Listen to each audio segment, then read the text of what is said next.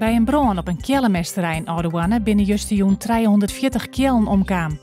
De brand ontstie in een waskinstallatie in een van de loodsen. De brandwacht hield de brand vrij gauw onder controle, maar kon maar 20 kjellen redden. De NAM maait teruggaan met de versnelde gaswinning in de Waadzee, had de Raad van State uitsprutsen. Eilandbewoners hier de bezwier maken. De NAM maait 2 keer zo volle gaswinnen als eerste doel weer.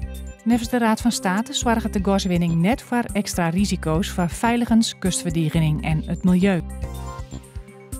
In het grote drugsonderzoek in West-Friesland is een 19-jarige vrouw van de Westerrijn aangehouden. Ze werd ervan verdacht dat ze GHB verkocht aan een famke van 16 uit Kolmenzwerg. Dat famke moest na het broeken van de drugs opgenomen worden in het ziekenhuis. De politie ziet het naar meer lokale dealers en broekers. Sven Kramer ried het 10 kilometer bij de NK afstand snijn in een pak dat van hetzelfde materiaal maken is als wat de reetrieders bij de Olympische Spelen in Sochi aan zullen. Hoe dat pakken kreeg uit Chancel is nog net bekend.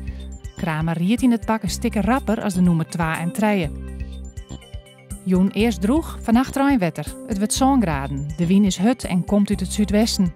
Morgen bewolkt en kans op rein. De zuidwestenwind is matig ontkrachtig en het wordt 11 om 13 graden.